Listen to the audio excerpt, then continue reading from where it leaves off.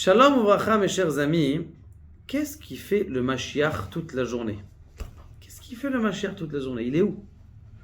Eh bien, mes chers amis, regardez ce qu'il est marqué dans le Zohar. Il est marqué que, vous savez, dans les mondes supérieurs, il y a plusieurs niveaux. Il y a des sanctuaires qui sont différents l'un de l'autre. Le premier sanctuaire, il s'appelle le Echal Atarton. Et c'est le Gan Eden Atarton. De l'entrée du Gan Eden Atarton, c'est l'endroit où Avraham, Yitzhak et Yaakov se trouvent, c'est-à-dire à la Meharat Amarpela. Maintenant, ce qu'il fait, il passe juste par là-bas, le Mashiach, et il rentre dans un autre Echal, dans un autre sanctuaire. Et dans ce sanctuaire-là, il y a tous les gens qui ont souffert de maladies et de problèmes pendant toute l'exil. Ces gens-là qui ont souffert pendant l'exil, eh bien, et pas seulement qui ont souffert, ils ont souffert et ils remercient Akadosh Baruch Hu. Lorsqu'ils souffrent et qu'ils remercient Akadosh Baruch Hu, eh bien, ça c'est un Echal, un endroit, un sanctuaire où ils profitent de la présence divine. Après, il finit pas ça, le Mashiach, il continue et il va dans un autre sanctuaire. Dans ce sanctuaire, il y a les gens qui répondent au Kaddish et qui disent Shema Israël Hashem Elokeinu Hashem Echad à Akadosh Baruch Hu de toute leur force. Ça veut dire que ceux qui ont souffert, ils sont dans un Echad, dans un sanctuaire. Il y a quelqu'un d'autre, il y a quelque chose d'autre qui est encore plus haut que ça. C'est ceux qui répondent au Kaddish et à la Kedusha de toutes ses forces, de toute leur force. Ça, c'est la chose. Maintenant, ce qui se passe, c'est que le Mashiach, il s'installe avec eux dans le premier, dans le troisième et le quatrième, dans le deuxième et le troisième Echal, dans le troisième sanctuaire, et il pleure avec les gens qui ont souffert. Après, une fois qu'il a fini ça, il va dans un autre Echal. C'est quoi ce Echal? L'Oralenu, c'est le Echal, le sanctuaire de tous ceux qui ont souffert, mais qui étaient des enfants. Et que ces enfants-là, ils sont morts avant leur temps, et il va, et il est menachem otam, et il est, comment on appelle ça, il les console, en leur disant, vous inquiétez pas, c'est vrai que vous êtes partis alors que vous étiez jeunes, mais comme on sait que vous auriez continué quand vous allez grandir, on vous donne le salaire comme si vous avez été grand. Comme on avait vu dans comment on appelle ça, de Chaye Sarah, et que Chaye Sarah, elle niftera a priori avant son temps, mais avec Esrim Vesheva, qu'en vérité on est mashlim, qu'on considère comme si elle est partie au moment où elle aurait dû partir, et que toutes les mitzvot qu'elle a ratées, parce qu'elle n'était pas là, eh bien on considère qu'elle est là. Là aussi, c'est ce qu'on dit. Maintenant, après, il vient dans le quatrième Echal, dans le quatrième sanctuaire. Dans le quatrième sanctuaire, il y a là-bas tous ceux qui sont morts al-Kiddush Hashem. Maintenant, attention. Tous ceux qui sont morts al-Kiddush Hashem sont aussi avec toute la descendance de David Amelech. David Amelech se trouve là-bas et il y a une voix, et il pleure. Et il y a une voix qui sort là-bas, qui sort d'Akadosh Baruch Hu.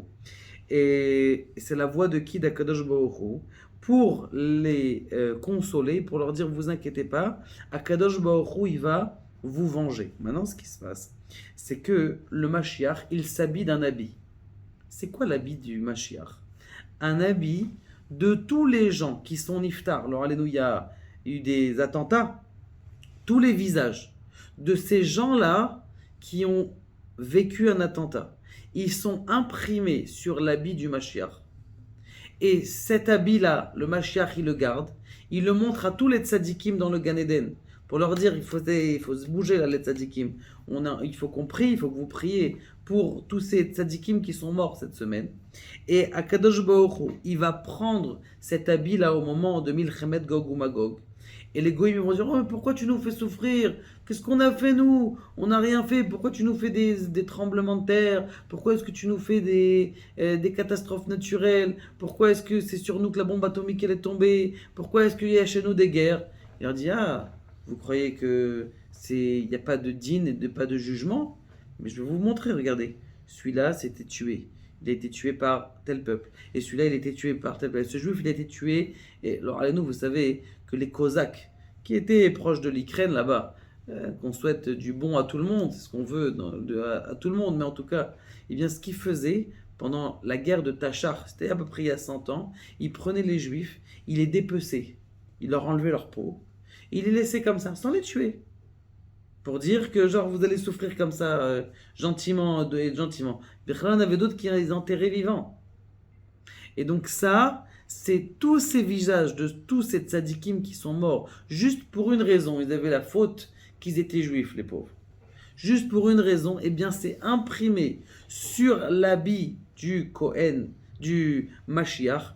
Et le Mashiach, il va donner cet habit après, et lui et Akadosh Baruch Hu, ils vont faire la vengeance.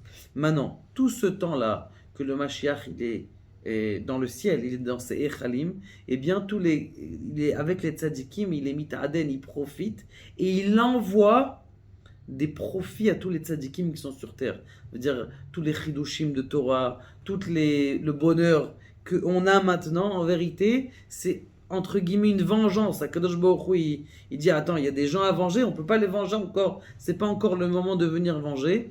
Et ce qui se passe, c'est que tout ce temps-là, que le Ham Israël, il est en exil, eh bien le Mashiach, il monte dans le Gan Eden à Elion, et il n'a pas encore la possibilité et la permission de descendre sur terre. Ve'eno yachol leitgalot, mais quand même, il dit, grâce à comment on appelle ça, cet habit-là, il dit à Kadosh Baruch Hu, regarde comment les Béné Israël, ils sont en train de souffrir. Ils ont perdu leur nous deux petits-enfants, un de 7 ans et un de 6 ans. Et il envoie un flux à tous les autres tzadikim, tous les juifs qui sont sur terre. Et ça, c'est ce qui fait le Mashiach toute la journée. Donc en vérité, lui, il est en souffrance, mais il prie pour le Ham Israël que la situation des juifs, elle s'arrange jusqu'au jour où Be'ezrat Hashem, cet habit-là, il va sortir et on va voir Akadosh Baruch Hu, Ze'eli ve'anveu, on va voir Akadosh Baruch Hu, on va voir la grandeur de Dieu et tout le visage de tous ces, comment on appelle ça, de tous ces martyrs-là, eh bien, vont être vus dans le monde entier.